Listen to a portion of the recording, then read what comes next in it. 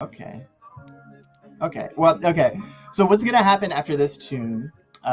If this part is brought, because I don't know. Regardless, something will be broadcast at 11. I don't know if this part will be. But if it is, cool. Hey, welcome, friends. So what's going to happen is after this song is I'm just going to like read a calendar of like the Great. events, and then we're going to talk about the release show because that is not this weekend but next week, and then we're going to play a tune of so I chose I don't know which one you would prefer, but I chose Caffeine Headache because that is just hitting really close to home for me right now. That's great. I love it. I love it. So yeah, like in like about 30 seconds, this tune will be over, and then we'll be on like both live on the internet and live on the radio. Okay. Um, so yeah, stand by. Oh, the fade out. Okay.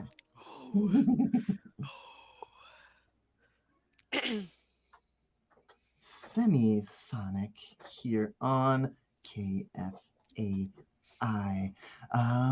Let's talk about some local music since we played Semisonic, local band and good. Backing out that set, we also had some Emily King and the Beatles. Okay, so I have Natalie with me right now, and I want to talk about the release show. But first, let's get through some shows that are going through this week and beyond. So tonight, I'm going to butcher this. Zona Zenheros from New York. They are playing House of Balls with Stressica. That's a great band name. Belong Getty and Devon Bland's Adventures. Devon's always up to some cool things, but I don't know what the adventures are. So go find out. It's at the House of Balls tonight, and that is at 7 p.m. DJ Billabong is going to be in between sets. Also tonight, Jared Matson, Rebecca, and High Pulp at the Hook and Ladder. That's at 7:30. Thursday, tomorrow, Jest. That's the release show. We spoke with Eric last week, and that show is this week. So Jest release show at Mortimer's. Space Monkey Mafia at their release show at Uptown VFW featuring Hi Hi and Brandon Pulpus. Also tomorrow, Cinco Alternativo, a celebration of alternative Mexicans. This is curated by Xochi de la Luna. If you haven't been to one of Xochi's events, seriously, check it out. Like anything they do is wonderful. And it's always different. This one is going to feature a mixture of psychedelic folk, psychedelic rock. We're also going to have emo, Americana. We're also going to have comedy. So that is at the White Squirrel on Thursday. We also have Cabello Cosmico. This is led by Javier Trejo. This is his new psych rock band. This is a celebration for Cinco de Mayo at the Hook and Ladder. This is a KFAI event, and it's going to be a Miniculture taping. So this is a free event. All you have to do is go onto the Hook and Ladder page. You can sign up. A donation is suggested but not required. But I would say highly suggested because those folks do good work and they are letting us use a venue for a wonderful event like this. So check that out. Friday, Willie Wisely, The Scarlet Goodbye, Cindy Lawson. Hey, speaking of Cindy Lawson, she's going to be on the show in a couple weeks. That's at the Turf Club. Get psyched for that show so you can check her out at the Turf Club. A Deer, a Horse from New York City, Pack Rat, and New Primals. Are New Primals local anymore? Now that Sam is in Seattle, they moved to Seattle. They're an incredible guitarist and they play in a lot of different bands. I think they'll be flying back for the Lunch Duchess show when they open for Deerhoof as well. But they're going to be back this Friday with New Primals. Self-evident, yes, it is their 25th anniversary. I did not misspeak last week, although it felt like I did. I mean, that's a serious milestone. Seriously, congrats. It's also Dead History's release show and Train Dodge at the Hook and Ladder. And then we also have Fulton Grand Fondo Block Party. It's back. General B and the Wiz, Mad, Mojo Jet, Private Oats, Monica LaPlante, All Tomorrow's Petty. That is all this Saturday. Cassandra Cole's release show as a KJ's Hideaway. And then on Mother's Day, Diane Miller and Emmy Miller. So Diane is going to bring her mom to perform at Palmer's Bar, and there is a mobile bagel pop-up. that sounds cool. So looking ahead, I am hosting a residency at Palmer's Bar for this show's 200th episode every Wednesday. So every night after the show in June, head over to Palmer's. We're going to have an amazing lineup every single night. And for the 200th episode, we have Freak and the Nunnery. And if you haven't seen those bands, you're in for a treat. So yeah, come to Palmer's and hang out and celebrate the fact that I can't believe I've been doing this for 200 episodes. Wow. Thank you for listening. And thank you for your patience, Natalie. That was a longer script than I thought it was. No, it was awesome. It's great that there's so much stuff going on. No, I know, and you have a lot going on. Seriously, I have been seeing you collaborating with so many artists in the Twin Cities, and then I saw you had this release show. So I was like, I got to talk to Natalie Fideler about this, because so who do you have on your release show next? So is it May 14th, right? Yes, May 14th at 7th Street. It's my album release show, support with Zach Baker and his crew and Gowns.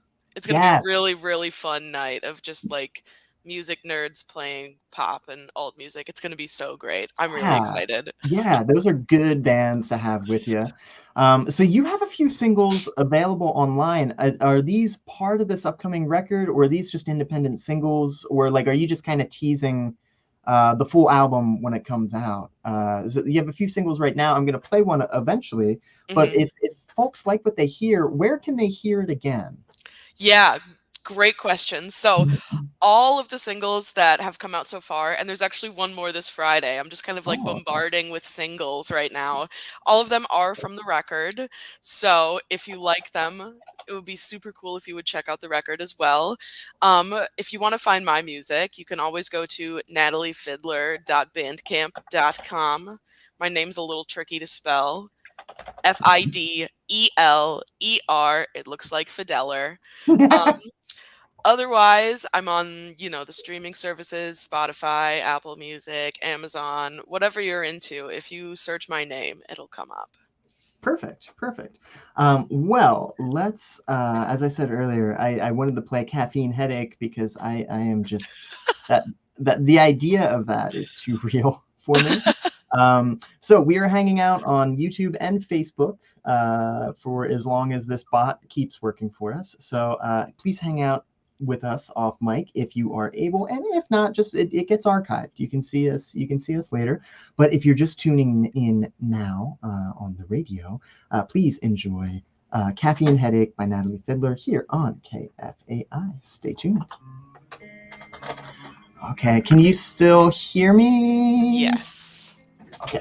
Is it working? Is all the stuff working? Yes, I just forgot to turn the there's like it's like, that like studio mic where it's just like you can talk one way. I forgot to like turn that back on, and it's like which is like such a, like, now that, like, I don't know, I always worry I'm gonna press a button and the whole thing falls apart. So like I'm probably gonna ask you a lot, like, can you still hear me? Like, no worries. I would be the same way. The same way. So, like, I am really excited. But I thought I'm very glad that you brought up the Fideler thing, because like I have heard this debate go down, like working shifts at 7th Street Entry. Oh, no shit. Just because the poster is there.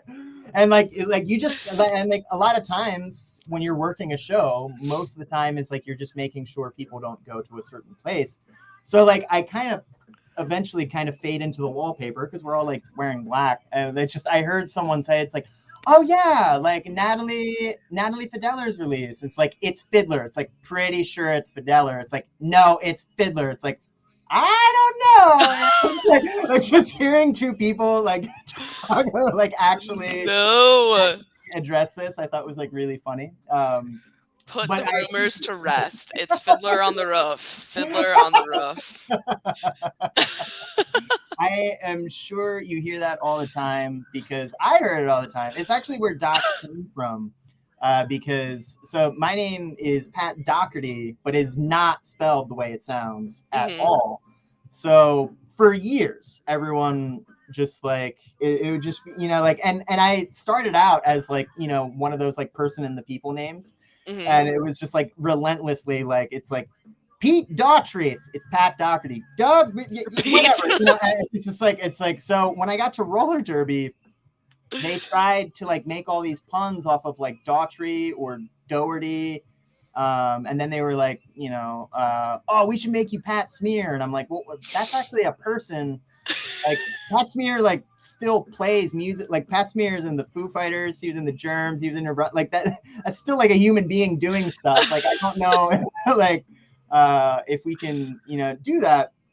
So I was like, where are you getting all these like weird puns? And they're like, your last name. I was like, Doherty. And they're like, that's how you Doc what?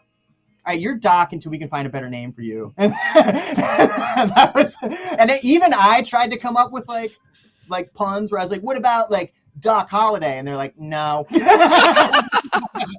no, that's not gonna. That like it's just like Doc Rollaway, or like you don't even skate, Like, so it just became like you're Doc till we find a better name, and we never did. And then once I got to First Ave, Conrad liked it better, and then once Conrad said something, like everyone just started calling me Doc from from that day forward. So it's like, well, it works. If the shoe fits, it keeps wearing it. I get it though, because like after years of me like it's Doherty, it's Doherty, it's like this has stopped all of that. It's like I get it. It's less syllables. I weird tall person with red glasses. Yeah, there you go. It's easy to remember. It's snappy.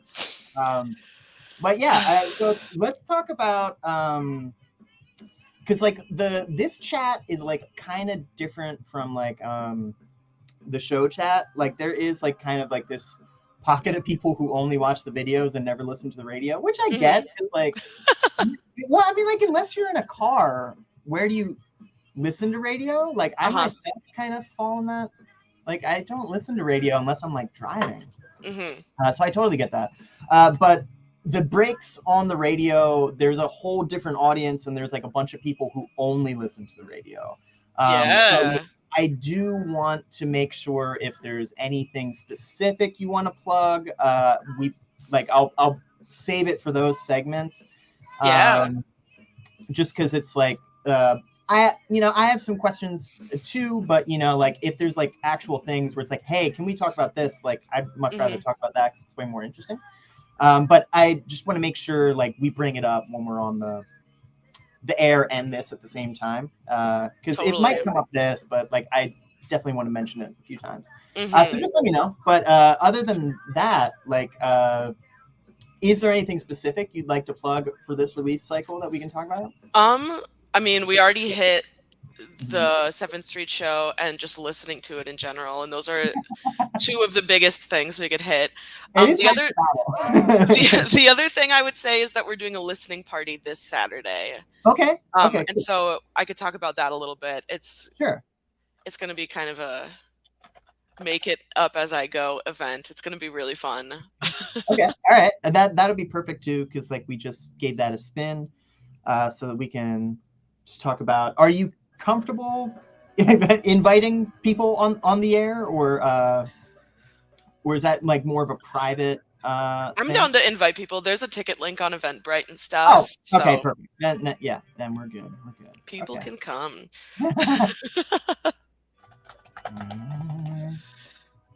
Let me just finish this metadata. This is like, yes, okay, I did type that right.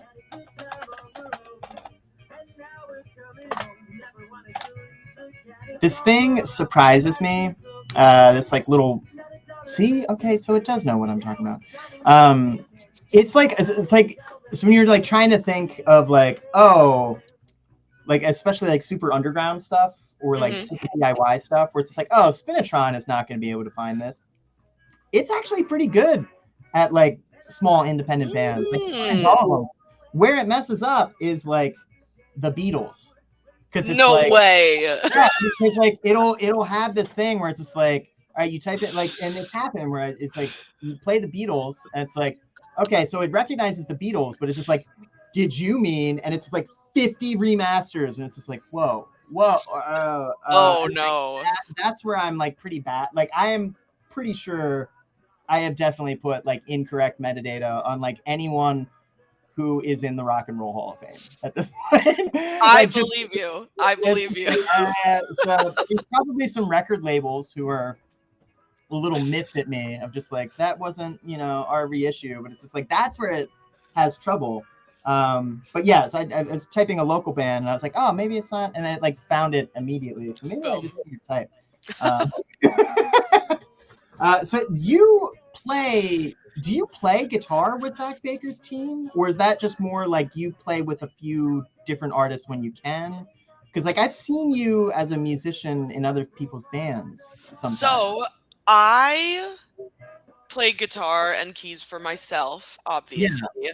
And then I play drums in a band called Getting By. Yes. Okay. And that is my only other project right now. Okay. I have done some other like bopping around stuff throughout the years, but it's been a minute since I've like really subbed with anyone for original work. Yeah. This past year, actually, I got into piano dueling through like a friend of a friend and started doing a traveling dueling piano show with this group called Duly Noted.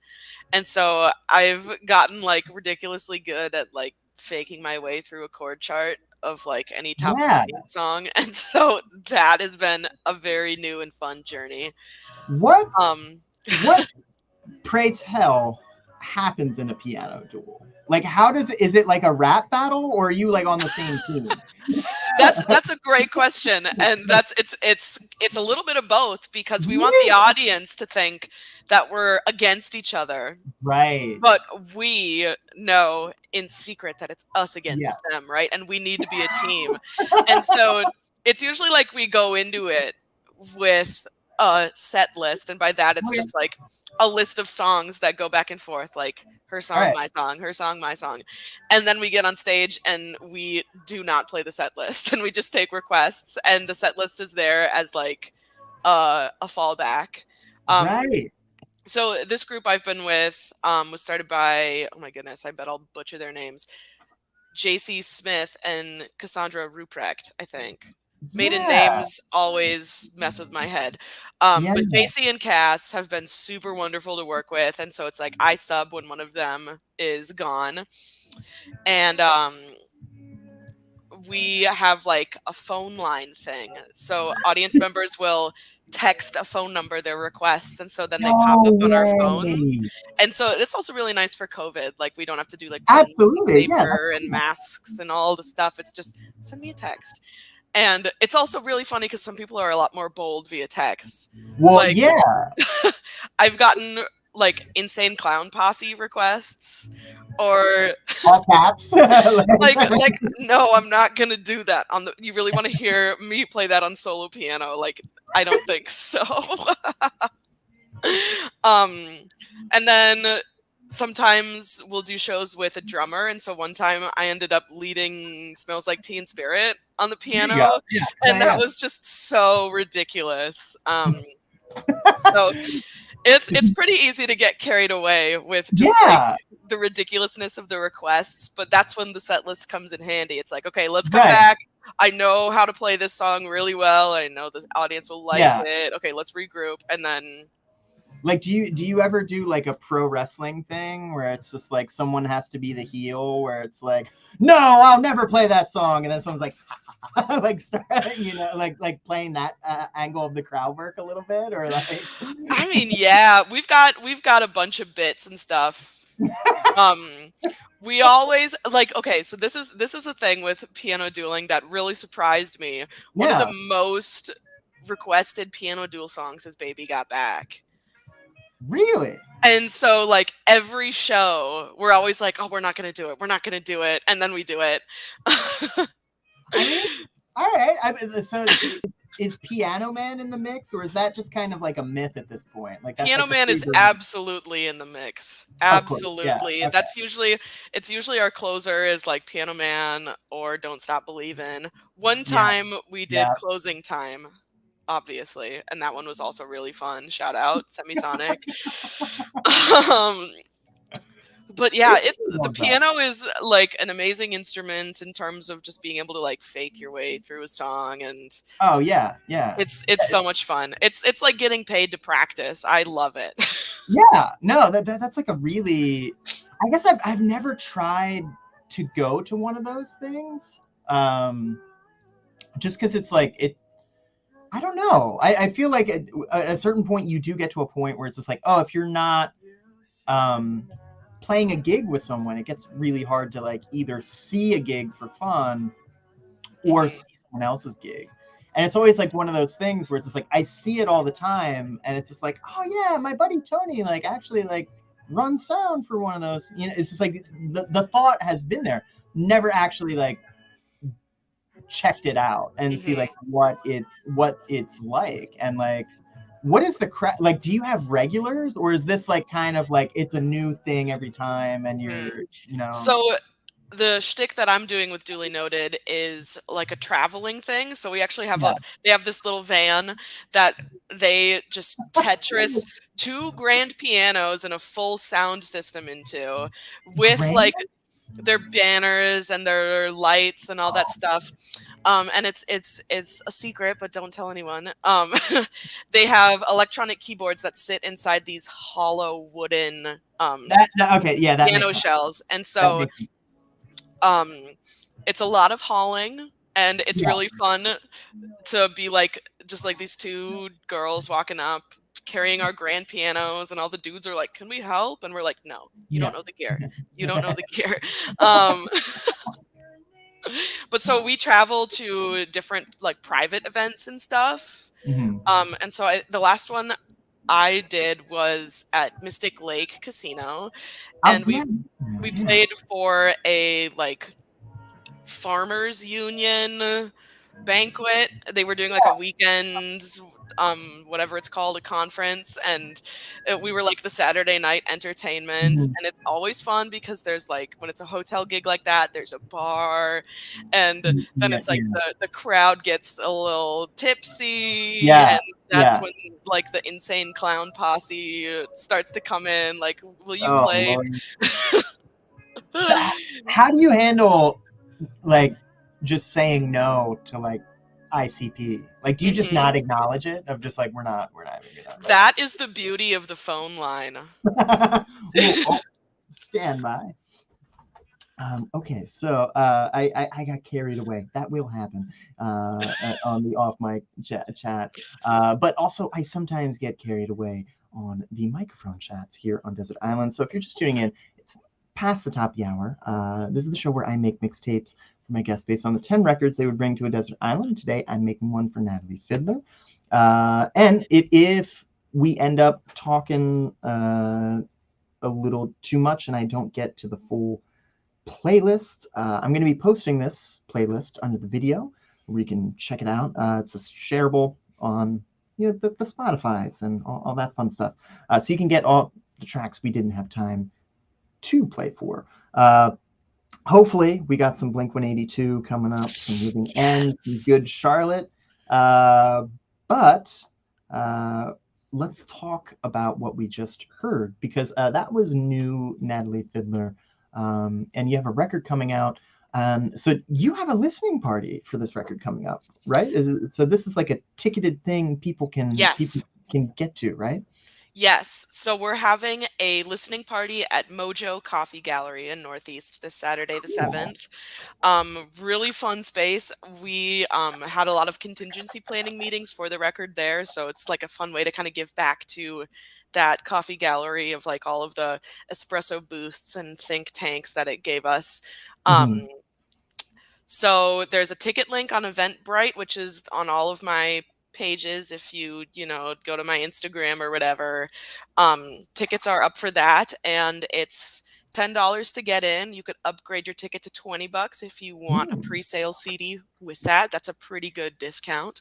mhm. Um, and we're just going to be listening to the record all the way through. Myself, as well as my bandmates Lee Underwood and Haley Jacobson, will be given a little commentary as we play through the record.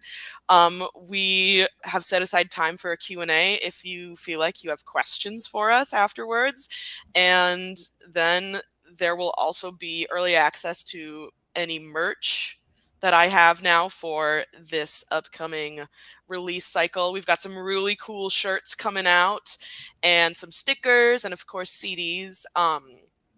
And there will also be some light appetizers and beer and wine available, as well as the coffee bar at Mojo will be open for this event.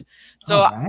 my idea for going into a listening party like this is to appeal to the people that wouldn't want to go to like a First Avenue nightclub party situation. Yeah. So if you're like busy on the 14th, or if you are sober or straight edge, or you get up early on Sundays, or you just don't like nightclubs or whatever, if you want to bring your kids, that's cool. That kind of stuff. Introverts who just don't like nightclubs. Any of you out there, this listening party is for you. Saturday the 7th at Mojo Coffee Gallery at 7 p.m. I love this idea just because I think if anything we took from the pandemic time is kind of like go back to the drawing board and be like, well, wait a minute, why are we doing it this way? Like, why do we always have like, it's like the same thing. It's like, hey, we released record. Let's go to the bar. Wait, what? Yeah. Why do we do that every time? So I love the just thinking about other people and how they enjoy things, because I think a lot of us actually kind of re-examine the way we like to gather and enjoy things. And sometimes I love the nightclub, but sometimes I am not in the mood for one, you know. And it's an excellent way of doing it. I do have a question. Speaking of the pandemic, was this record something you had already finished and had to shelve, or were you recording this like using the pandemic as a catalyst to record this and collaborate with the musicians you work with? That's a great question. So this record was not conceptualized before COVID. And in like the first year or so of COVID, like March 20 to March 21, I was just like absolutely writhing because I had never gone that long without performing before. Like, to think back on like even just like piano recitals and like musicals and like band concerts as a kid, like I have never gone more than like 3 months without a gig. And then suddenly it was like a year and a half, and it was so excruciating, especially to have been something that I took so much for granted.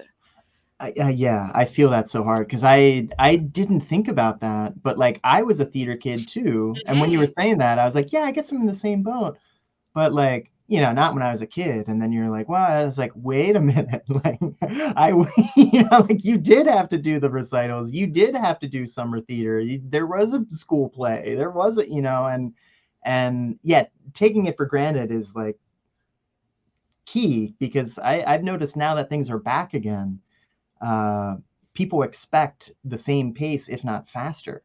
And that's fine. I can adapt to that. But if you don't stop and slow down and recognize how cool it is that we're still doing this, you're just going to miss the whole thing altogether. And that's something that worries me now, of just like, whoa, let's actually enjoy this. I'm glad it's back, but like we're not trying to suck the life out of it. We're trying to celebrate the fact that we can still do this and not take it for granted. But it's hard. It's really easy to say that, but it's really hard to actually practice it and walk the walk, because like life moves so fast. Totally. I love this listening party idea. I think it's great, but it's also a good way to just kind of, if you have people who want to be like, oh, I want to do it all, I want to go to that show, but I also want to find out more about this record, I think it's a really fun way of doing it. So let's reiterate, though. The record release is May 14th at the 7th Street Entry, yeah? Yes. Okay, perfect. Gowns and Zach Baker team are also on the bill. When will the full record be available, just for people who weren't around earlier? When can they, what is the street date? That's a funny way of saying it for something that but yes, I know exactly what you mean. When is the release date for it? The album will hit streaming on May 13th, Friday the 13th. Nice. It's going to be Perfect. amazing. And the Friday prior, so this Friday, May 6th, is Bandcamp Friday. So okay, perfect. I'm going to be launching all of the merchandise for pre-sale on this Friday as well. And so you can go buy merch from me and then go hit all your other favorite local bands along the way and just like do your Bandcamp Friday train. Because I know that that's what everyone does on Bandcamp Friday, right? Yeah, and yes, everyone. Everyone. It's mandatory. It's not optional. Mandatory fun, the best kind of fun. Speaking of mandatory fun, we still have a mixtape here on Desert Islands, making one for Natalie Fideler. Natalie's got a release show coming up, and you can get that record. Check it out Bandcamp Friday, but also Friday the 13th. I got some the Beta Band. I got Courtney Burnett. I got some Liz Fair. But first, I have some messages. So please stick around for that. I actually timed that pretty well. I usually have all those underwriting carts where it's like, oh, I'm just gonna wait until the song's over, and then like you get talking, and then like 4 of them stack up, and you just play them all at once. So I'm proud of myself. I did that. You did it. So like the phone line thing. Now that because we kind of cut that conversation short to do that conversation. I love this idea, but if just in case we don't have time to play, because we have like more than a half hour, but it's like 36 minutes, and Democracy Now! Is after me, so like got to make sure I end it on time. Yes. Because I'm sure some people who listen to that show listen to this show also, but that show also has listeners who only listen to that show, and I want to make sure that gets on. So if we don't have time for Blink-182, your story about the phone line reminded me of a story specifically about Stay Together for the Kids. Oh my goodness. Okay, I'm ready. I have no idea where this is going. So before, my buddy Nick Costa, he used to live here, and now he moved to LA, but now I'm pretty sure he lives in Vancouver. And he came on the show recently. He has a record out now, but I was playing a gig with him, and we would try to play together when we could, because he was always he was always like one of those artists where it's like when I would go out of town, you know, like say you're like on a bill on Duluth, like either he would also be playing on Duluth, or like he'd be on the same festival like in Wisconsin together, and like we would kind of have a similar road running pattern. So it's like, oh yeah, like we became friends through that. So we played this show at the Amsterdam, and it was kind of like one of those weird like Tuesday night gigs where it's just like, hey, yeah, it's like maybe some friends will show up, maybe there'll be some regulars, maybe no one's gonna show up, who knows? But like, it's definitely one of those shows where like there was a mix of like regulars who were just like always at the bar, just kind of like, oh yeah, this is it. And then there was like a few of our friends, but like not really. Like it was a modest crowd. It wasn't empty, but it was like a surprisingly responsive crowd.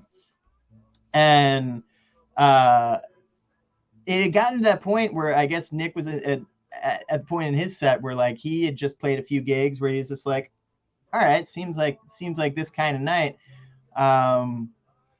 Someone made a joke, and he's just like, oh yeah, if you want to hear any Blink-182 song, I will take requests. Like it's like if you Venmo me $5, I will play you any Blink-182 song. And like people were like laughing, and he's just like, oh my sweet summer child, I am not bluffing. I will I like, try to stump me. And like immediately, like after he said that, like you're just like someone at the bar with their phone, you just heard bing. Like it's like, so he gets like a Venmo thing. He's like, all right, here we go. And he just looks at his phone, and he's just like, really? Okay. He's just like, oh, you don't know? He's like, oh no, I know it. It's not often. All right, it's not often I get Stay Together for the Kids as a request. I usually these are the songs with more swears, but like, And he played it, and it's just like but like, and then people kept requesting, like it was like the card trick. They're like, "Whoa, all right, how many else does he know?" Oh, I love it. It's like ding, ding. It's like, but so for those of you who know, I encourage you to challenge him, because he can back it up. He really, like, I have seen him cover "Enema of the State" before. Like, after he's like, no, like, if you want me to, I will do it. And then like one time it happened, and it got to the point where like he did a live stream for it, because it's just like, do it. And now he's like, I'm pretty sure he released his own cover version of it. Like when when Ryan Adams covered Taylor Swift's thing, like that was like, it's like, all right, it's like, fine, let's do it. But like, yeah, so it's like, I had never seen that done before, where someone's just like, yeah, I'll take requests, and someone was just like, all right. I just was more impressed by the whole thing, like the fact that it happened, the fact that it was so instantaneous, and the fact that he delivered right away is just like, it's pretty amazing. But like, you don't charge for the requests, right? It's just like, no, okay, we don't. So you can just text us all night long and just say, "Piano Man, Piano Man, Piano Man, please play Piano Man." What is it about piano? Like, is it just because it's called Piano Man? Yes, 1,000%. 1,000,000 bajillion %. Like, you don't get any requests for like scenes from Italian restaurant. Like, no one. Okay, if we were doing that one, I would nail it, for the record. The other one we get a lot, if we're talking Billy Joel, is Uptown Girl. Oh, that I can see. See. And I would much prefer to play Uptown Girl than Piano Man. I would too. I guess You May Be Right is more his, like, that's not really, like, people don't even feel like that's a Billy Joel song, I think. Like, yeah, it's definitely more of a deeper cut.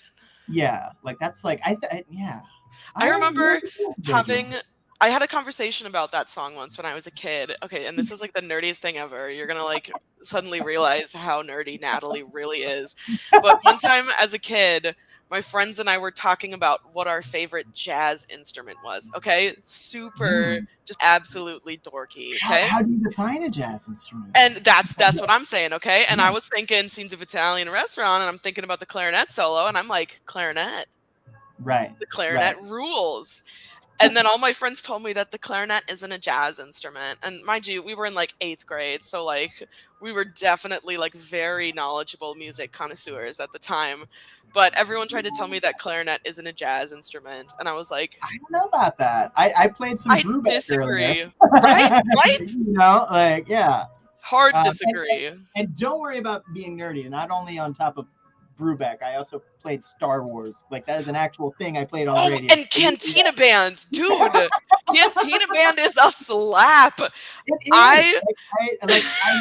I know, Mason, I know we get requests for the funky version of Star Wars every year, but like, it still holds up.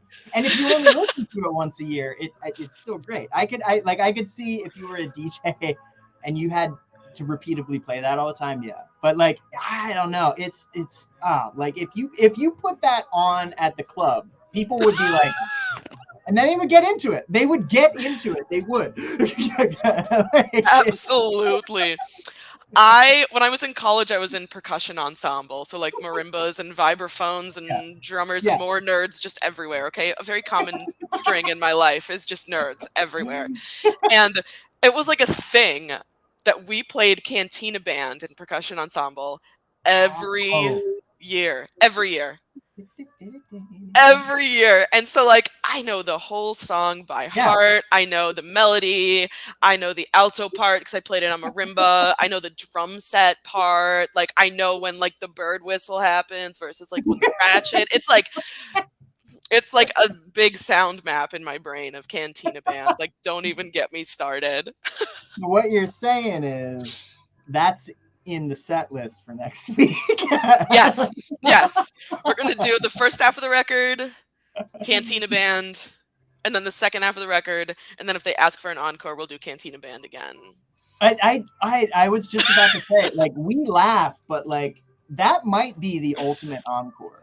That Like would. if you had like a set planned and like people were like, all right, like, and people wanted more, and like if you came out with Cantina like that, like people would be like, all right, I know they're probably just gonna play the other song that like that was on the radio or whatever. It's like, no, if you straight up came out like that, that's a showstopper. Literally, I would. Okay, Like, well, I'll start scheming for my 3-piece rock trio orchestration of Cantina Band. oh god, Do you want to play clarinet?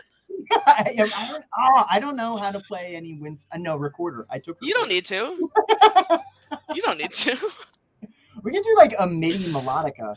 Yes. Yeah. Yes. Perfect. There we go. I think they'll eat it up. Especially, yeah. No, I think like because I don't. Well, now people are gonna expect it. I hope not.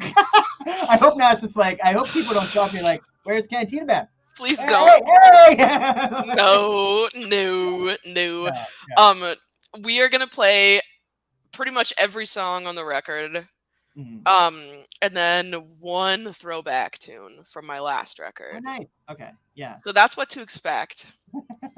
I don't want to give away too many trade secrets, but it's interesting because like I go back and forth about this just because like I don't use set lists, but working shows like I don't know, like I've seen people go two ways on this where like some people are like, I've been watching, because there's websites that track set lists and they're like, oh, I've been watching it and I know what they're going to play. And they're psyched about it. Some people are like, oh, I've been watching it and I know what they're going to play. And people are like, don't tell me. You're going to like, I just paid like this. So it's like, I like don't want to give away too much of the game. But also like if the artist is comfortable with that, like too, of just like, yeah, that's fine.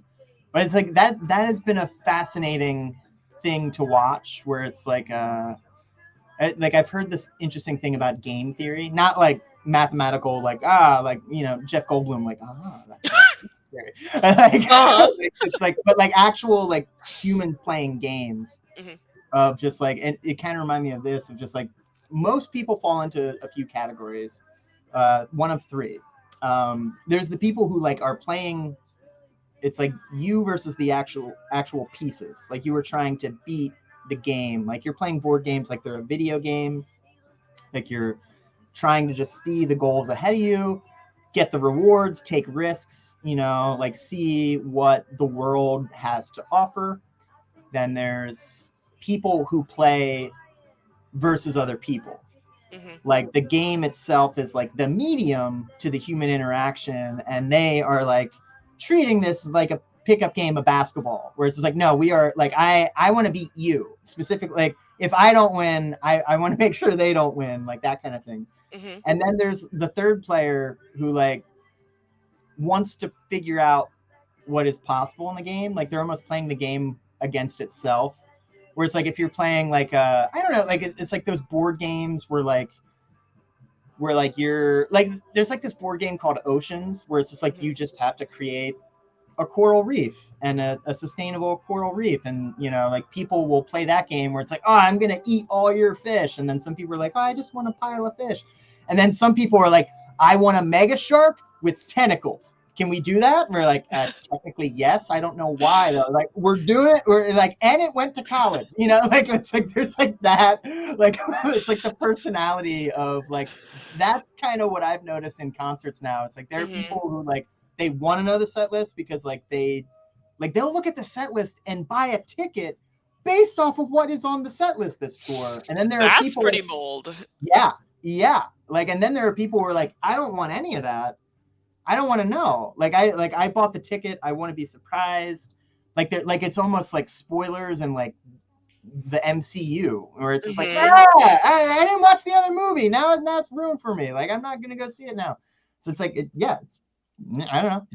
That's been my favorite thing to watch, of just like, because and set list collectors. Yeah, that's a thing. So I have like an interesting take on this, and it's so I have found that when I go to a show, a lot of the times that like essence of like, oh, what song are they gonna play next? I don't Right, know, right, is right. spoiled for me Yeah, because I have learned relative pitch, borderline perfect pitch, but I don't consider it perfect sure. pitch.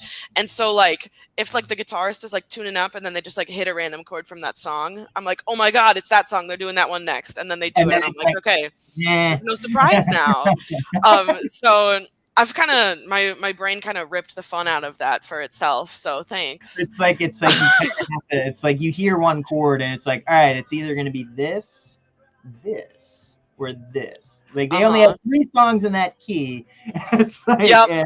like there's no, there's like, or it's like, oh, I used to do the thing where like I got so nerdy about my favorite bands, where it's just like, they're bringing out the SG.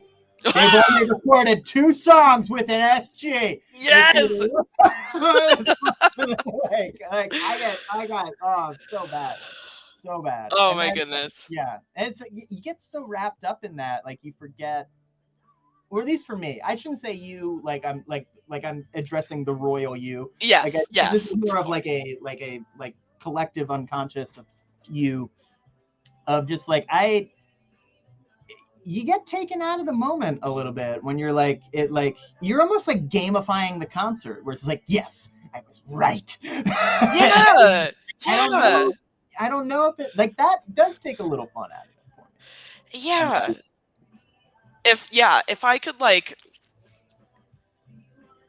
hear a concert as if I had like never heard it before, yes, that would be so cool. right. At the same time, I do kind of appreciate um, being ultra close to it, because there are certain aspects of like Mhm. you get to appreciate like who's really good even more, just Yeah. because like you get to watch them. I think anything more is like watching the pros problem solve on stage, where it's just like the audience has no idea what's going on, but like Mhm. you as a performer have been in that spot where it's just like, oh my god, like the cable was yanked out of my guitar, or like this happened, or like this, like how they handle those mishaps, like Mhm. that is like super fun for me to watch. And just like Yeah. watching someone like turn a crowd around, or take a moment that they couldn't control and like use it, and like just make that alchemy into like, oh, this is just gold now, and this is just like part Mhm. of the set. It's like that is like super fun for me. But at the same time, like you don't want to be like that meme where it's just like that guy, like, it's just like explaining, it's like, that was really cool, because what you need to understand is like that's really hard to do. And it's hard to do because it's like no one cares. No one except for me cares Y- about that stuff. Yeah. And explaining it ruins it. It's like jokes. If you have to explain it, it's probably not a good one. Like, Yeah. I went to go see um Leprous at the Amsterdam oh, okay. Dam a while ago, and they're a 5-piece band. Hold, Six. hold that thought. Liz Fair Okay. just ended. I'm waiting. White chocolate space egg. That's polyester bride. Liz Fair, Avant Garner, the Beta Band, and we are still here on Desert Islands. I'm making a mixtape for Natalie Fideler, and now I hope if you were paying attention to the offline conversation, I will do my best to bring it up once we get. Actually, no. Let's keep telling this story. So we were talking about just performing and our favorite aspects of performing. And speaking of performing, Natalie is performing at the 7th Street Entry May 14th. So it was like, are you okay with continuing the story? Yeah, yeah, obviously. So we were talking about just like different aspects of performing, and Natalie was telling a story of a show you saw at the Amsterdam. Should we just Yes. repeat the band name at this point? I kind of forget where Yes. where So this comes. Yeah, I went to the show at the Amsterdam to see a band called Leprous. yeah. They are from Norway, I think. Yeah. And they are like this really interesting, like black metal turned synth amazingness. And so Interesting. Yeah. I think they're a 6-piece, 2 guitar, 1 bass, a traveling cello player, an Whoa. amazing drummer, and a ridiculously good singer. And I mean, they're all ridiculously good. Yeah. But Yeah. they also perform with a little like synth rig at the front of the stage, right in the middle. Yeah. And what they do is they rotate who plays synth. So like sometimes the bass player will walk over and hit some notes. Sometimes the singer will come do it. Sometimes the guitar players are doing it. Sometimes at one point even like the cello player like picked up his cello and like walked over and just played some notes and then he went and sat back down. And I thought that was really, really interesting to like utilize like everyone's strengths at the keyboard instead Yes. of just having like a backtrack. I think that was a really creative, not to like crap on a backtrack because like sometimes those are No. absolutely necessary, but Yeah. like to show the talent of like, yeah, okay, I'm ripping a really awesome metal cello solo. Now I'm gonna go play some keys. Like Yeah. really, really awesome. I really liked watching that and just watching everyone like rotate. I was also like front and center, pushed my way all to the way to the front so I could like feel them sweat on me. It was amazing. I had a great Yeah. time at that show. I love talking to performers when they watch other performers because like there always is, and we were kind of doing like the great set list debate, whether Hmm. or not you want to know the set list going into the show or whether or not you want to be completely surprised because this conversation started from I have met a lot of people, especially with EP release shows. A lot of bands were like, no, you can't listen to it until the show. It's got to be a secret. And now I know people are like, no, I want to be listening to this a month in advance. So when I get to the show, I'm in the zone. I'm like hyped up to celebrate this show. And it's just like, I didn't think about like that is a completely valid way to experience that. If it's like that, it's like, it's just like now I see both sides and just Hmm. kind of talking about like, what do you notice at a show? And I really like that idea of just like, that is a cool way of getting every person on stage Hmm. involved with like I don't want to call it a MacGuffin because like it's a synth rig, like it's like actually, but like kind of like that narrative of just like, oh, everyone touches this piece, Yeah. and that's like part of the stage show, and there's like these little Easter eggs that like performers like put in to kind of. It's just fun to see what everyone kind of takes out of it and what people notice. And it's like, oh, did you check out this thing? This is why we miss gathering in public because it's people notice different things, Hmm. and talking about that can be an exciting part of the experience. But I don't. What else is good? Pizza. now that I'm just saying obvious things.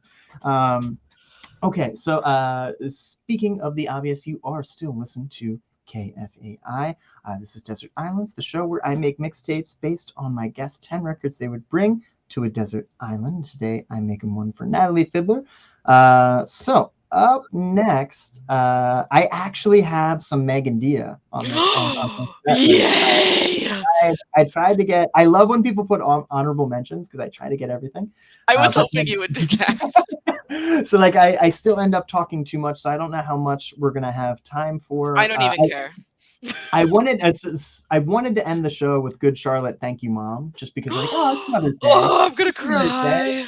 So now I'm just like, oh, Oh, do we have time? Because like we have like 14 minutes left. So okay, so if we don't have time for the full mixtape, I'll post the mixtape underneath this video, and you can check it out, listen to it later. So up next we have Company of Thieves. We got some Megan Dia, and we have the Breeders. Uh, but I also want to make sure you know that Natalie's record release show is May 14th, and the record comes. Well, it says streaming on May 13th, but will it be available on Bandcamp for Bandcamp yes. Friday? Okay, perfectly. So Bandcamp this Friday, streaming everywhere. Friday the 13th, May 13th. Hmm. Let's get back to the mixtape. This is KFAI. Thank you for tuning in. And also, Natalie, thank you for being here. This is a lot of fun. Absolutely. Thank you for having me, Doc. It's been Of course. amazing. Of course. So here is Oscar Wilde by Company of Thieves here on KFAI. Okay. I totally lost track of time. But the good thing is I got all the underwriting cards, so I don't have to stop the bus and Mm-hmm. we can just kind of go into democracy now. But that means okay, ooh, all right, that'll be 7 minutes to. All right, we might have time for one more on-air talk break where we just kind of reiterate the who's, the what's, the where's, and the why's. Is there anything you want to mention before we go? Because that'll be the last talk break. Yeah. Really quickly, so earlier when you had asked about how COVID really fit into the mix of the making of the record, the biggest piece of that is that I ended up applying for a grant, and that's how we funded the record. Oh, cool. And so I could just give a little shout out about that the next time we Yeah, absolutely. go on the radio waves. So were you already in the process, and then how do you because everyone has a different grant philosophy, because Yep. grants are hard. This is why nonprofit organizations just hire someone, because this is it's not just filling out a form at the DMV. Yeah, there are forms, but you're also it's like going to the DMV and then you have to argue your case at the same time. It's a different thing. And it's not that it can't be done. It's just that can eat up a lot of time in your release schedule. So did you file for the grant and then or did you start and just go hey, let's put this in, and if we get it, awesome. How did, because, and everyone has a different process too, because some grants are just okay, I'm glad you have a bunch of material, but you need to write new material for this grant. There's that aspect of it too. So how did this process work? So we had been working on some new songs for a while. Our goal sort of and I guess my personal goal mostly in COVID times was, because of all the writhing and excruciation from not performing, I was like, I need to make a record now or I'm going to hate my life, basically. Exactly. Yeah. And so I kind of gathered up all these songs I had written that hadn't been recorded yet. And I made 20 different track lists, just a bunch of different versions of what if we have this song, but then what if we take out this song, and then what if we reorder it, and blah blah blah. And I finally really decided upon what it was going to look like, and we started working on it. And the idea was that it's going to be a lot of tracks, because it's been forever since my last record was in 2018, so it's been a minute. I got lots of new stuff. It's so weird how 2018 feels like that wasn't that long ago. I was that was 5 years ago. Right? And so we were planning to just kind of do it a DIY route and just try to find the most efficient and affordable way to make a big, huge record. Right. And it was this okay, we're either going to do this or we're going to do this, right? This is just, it's happening for my well-being's sake, for my creativity's sake, just for we need a thing, we need a project, I need a project now. And so it was already kind of in the works, and we were working up the songs. And it was in the summer of 2021. I was scrolling through Facebook, and I'm in 1 billion Facebook musician groups, Twin Cities Music Exchange or Binders Music, whatever. And I scrolled past one where someone had shared the LGBTQ plus Emerging Artist Award grant application. Cool. And it was presented by the Music Forward Foundation out in LA and Citibank. And it was the kind of conception of why they were giving out these grants was because Citibank, and I think they might be the first bank to do this, but I could be misspeaking when I say that. They have decided to let people use their chosen name on their credit card instead of their birth name or something. And So with doing so, they were like, let's give out some grants to some LGBTQ artists, amplify those voices, that kind of stuff. Yeah. And I applied because I was like, okay, I fit these criteria, whatever, I'll just do this. And it took me like a week or two to really finalize my answers. The hardest part for me was like describing myself and defending my project within a word count of That, like yeah. only getting so much ink on the page and having to have like what I write be the most substantive thing Yes. possible. And it's like sometimes like you would have to like leave things out of Yeah. yeah.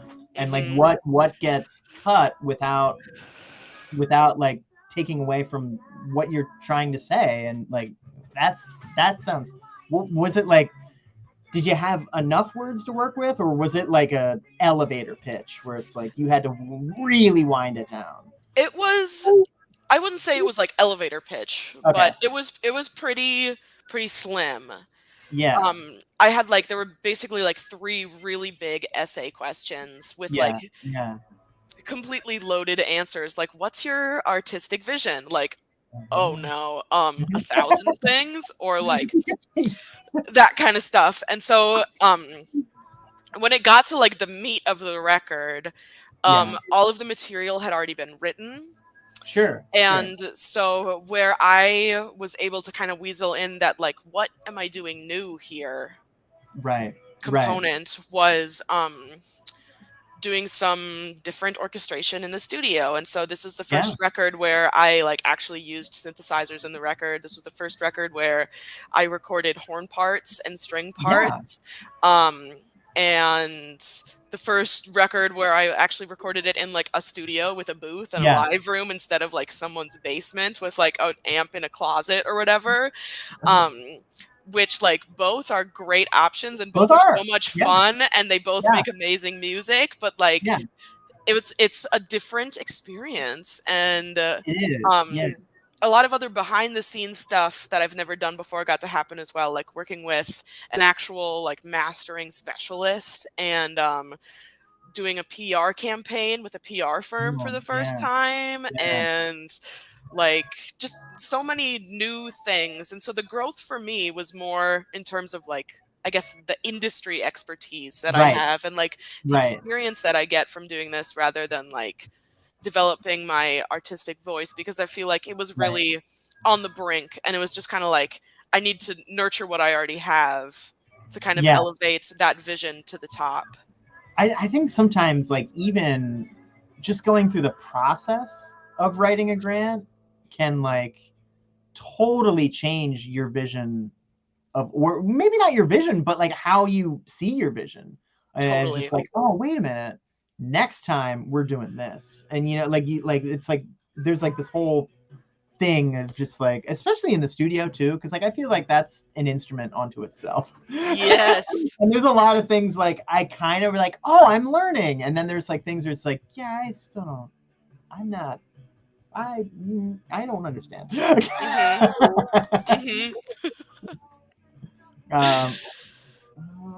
wait in the car. Sorry. This is like the, and yeah, so it's like it's also weird too, because like I would get so caught up in like the oh, it has to be this, and if it's not this, we can't do it. Like angle of that, and like the I don't know, writing grants is hard. Like I just applaud anyone who gets them, because like I know how hard it is to do that process. Like it is like, it's sometimes it can like delay artistic projects because like you have to make sure that gets done, and like it can it's so labor intensive that I don't think people understand how much labor it is to like actually write one, let alone get one. Like, and it's all those like administrative hurdles. Like, are we tracking our invoices? Like, am I checking my emails and sending my midpoint surveys and like just all Yeah. those like weird things that are like totally not completing the project. It's like Yeah. doing all this like side work. And so I've definitely felt like that work is really hard to like be acknowledged, because it's like to Yeah. everyone else it's just Natalie sitting on her laptop again, like But yeah, it's like, all right, here let's come back and just have this track play us out, because we have 3 minutes. Okay, so this is The Living End, and you will get to hear hopefully at the end of this track. But I was just talking with Natalie about the grant writing process, because so this album was made possible in part by a grant, you were saying. yes. And let's talk about that, and let's do a quick sum up for the people just tuning in, who might be tuning in for Democracy Now! And yes, stay tuned for Democracy Now! But I am still making a mixtape for Natalie Fideler here. So Natalie, when is your release show? When is the album out? And let's talk about the background of how the grant helped this album come to be real quick before we get going here. So my new record, 3-Man Army, will be out on Friday the 13th, May 13th. To celebrate the record, we're having a listening party this Saturday, May 7th at Mojo Coffee Gallery. Tickets are available on Eventbrite on all of my social media stuff.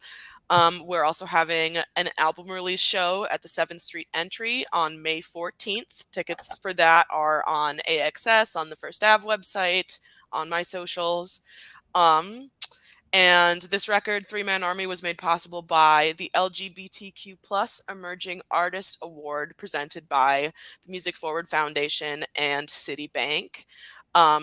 In part because Citibank has started letting people use their chosen name on their credit card instead of their birth name or their dead name. Cool. So it's been a really, really great experience, and I'm super proud of this record, and I really hope to see anyone and everyone who enjoys it at one of these events. Sounds great. If that sounds good to you, if you like what you hear it again May 13th and at the show May 14th. Natalie Fideler, thank you so much for coming on Desert Islands. This is a lot of fun. Yeah, thank you for having me. Absolutely. This is great. I do have to get running here because Democracy Now! Is in about 15 seconds. Thank you so much for joining us. Next week, we have Pavi L.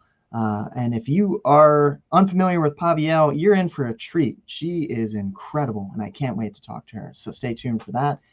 Here's Democracy Now!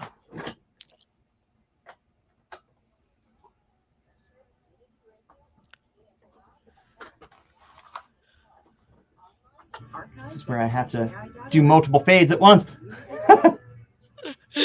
You're doing it. The viewpoints expressed in this program are oh my goodness. I know. I think it's funny that we have to have a disclaimer in front of Democracy Now! And to be fair, the subject matter can be brutal, but like, it's reality. We have to content warning reality, and I get it, but I hate that. Yeah, but it's, you know, like, but in this day and age, like, everything is like so charged. Like so I teach music in the public school system, and anytime I would mention that on Twitter, I would get attacked. Like someone like was trying to like find personal information on me, and like, you're a music teacher. Well, because I'm a public school teacher. It's not. It's not because I'm a music teacher. There's this whole. Yeah. Everything is like politically charged now. Like even the most mundane, like innocent thing is just like. So like unfortunately, it is like the world we live in. Like that just.